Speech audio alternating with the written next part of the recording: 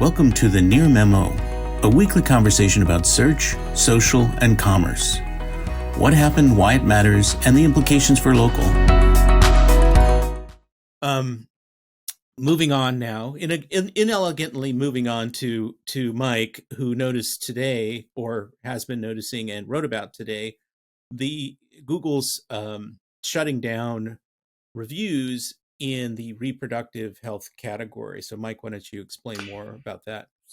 I noticed this because in the Google Business Profile Forum, a number of healthcare, women's reproductive healthcare provision have noted the inability of their users to post reviews. They get a message, posting reviews is disabled for this location.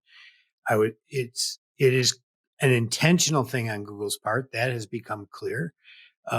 And it appears to be an algorithmic driven change, although they did it in the following categories: abortion clinics and pregnancy care, but they didn't do it like in women's care or doulas. If you were multi-categorized and you had pregnancy care or abortion clinic, you would have your reviews automatically turned off. This seems to have upticked in this month, so I assume that it's a recent change. But when I looked at Planned Parenthood, the change seemed to have been implemented almost 3 months ago, because there's been no new reviews on any Planned Parenthood location in the last 3 months. And it seems to be across all of Planned Parenthood's locations, regardless of which category they chose. So it seems to be two things going on. One is Planned Parenthood reviews were shut off, and now in abortion clinics and pregnancy care categories, reviews are shut off. I was told by Google to tell these businesses that if they want to turn reviews back on, they can reach out to support to do so. So it's clearly intentional. It raises a number of questions, though, for me. One is, did Planned Parenthood ask Google to have their reviews shut off? And did Google, subsequently allow that? And if that's the case, then who else can ask?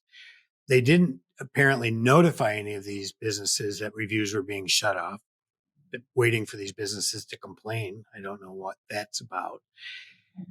And it's not clear to me their objective in shutting this off, but it does point out to me that they've been unable to moderate these political attacks. They've never been able to successfully handle the uptick in reviews that happen because of political or social events. In March, they shut off reviews for all Russian businesses because apparently the Ukrainians were leaving fake reviews. They just shut them all off.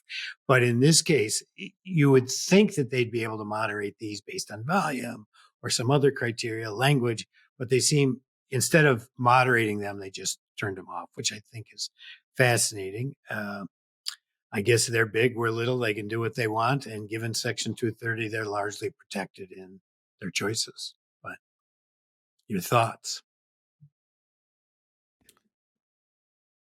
Well, I don't have anything factual to add. We did ask Planned Parenthood and Google for comments, official comments, or even background information, and they declined to. They didn't affirmatively decline.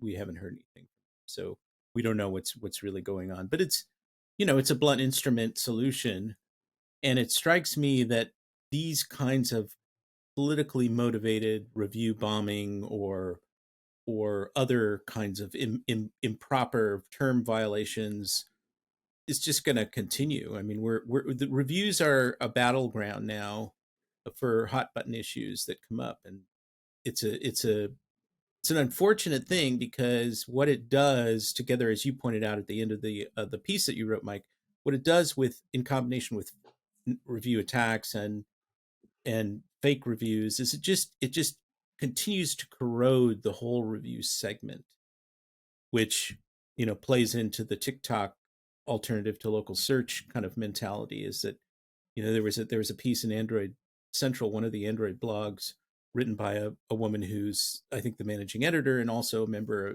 She seems to be a younger person, and she was talking about how she uses TikTok as a search tool, and the confidence that she has in seeing the person or seeing the content, as opposed to sort of just reading it in a very static form. So I mean, I think all of this is playing into a broad degradation of confidence in reviews, which is really unfortunate.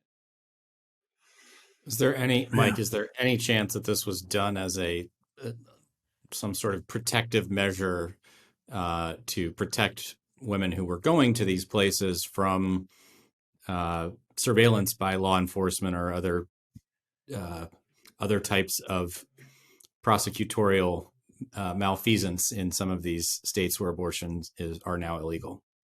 Right. As Greg pointed out, it's a blunt instrument. I mean, if it were that, then why wouldn't I mean, New York State, for example, it's the same as Tennessee or Alabama or Texas, that if they used abortion clinic or the other category, they were no longer able to leave reviews. So, and they left a number of categories that are potentially trackable, similar categories that are trackable, reproductive health, family planning, women's clinic, and they left those open. So it's an somewhat arbitrary decision that it's not clear to me their motivation other than to mitigate influx of review attacks in limited situations. It's just a very heavy-handed way to do it. And Yeah. not I very mean, subtle. we would hope that what you're suggesting, David, is right, that they were being thoughtful and this was some prophylactic effort on their part. But I think it's just, this is the easiest way for them to do it, you know. Right. But then why wouldn't they also apply it to reproductive health clinic or family planning center or women's clinics? Because they're not thinking clearly about it. Well, or they're like many things with Google, they have too high of an opinion of their ability to sort of make this change. I mean, it's unclear to me.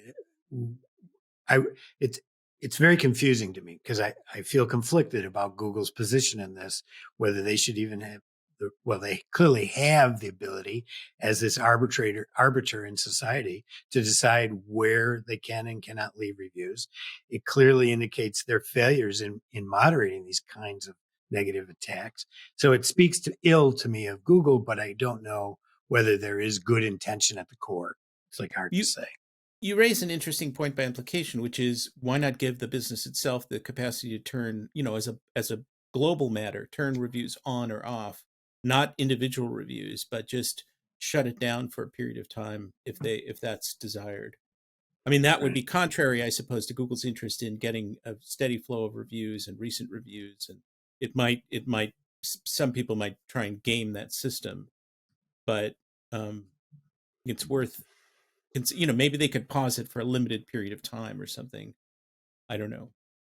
That might be an interesting. Or likewise, if they're finding a lot of review attacks, shut it off, but put a button in the dashboard that allows the business to turn it back on if they want to. I mean, there's a million ways to handle it.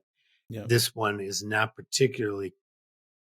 I don't think it's going to be particularly effective, but again, maybe it's algorithmic. Maybe they saw a bunch of attacks across these particular categories, and maybe the algorithm maybe they've improved.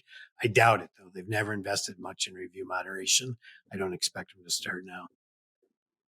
Although we normally joke about Yelp, I don't think this is a joking matter here, so I ask this seriously. Mike, have you seen any evidence that Yelp is taking any similar action as they have on sort of hot button listings for political reasons in previous events? They do have an ability to measure unusual review quality increases and shut off a listing automatically. So, but I have not gone and looked specifically on this topic. I became aware of this over the last 2 days and sort of explored it, and it's become clear this is what Google's done, but the whys and wherefores and what other people are doing are not clear to me yet. Thanks for joining David, Mike, and Greg. To stay on top of the latest developments in local, subscribe to our newsletter at nearmedia.co. We'll see you next week.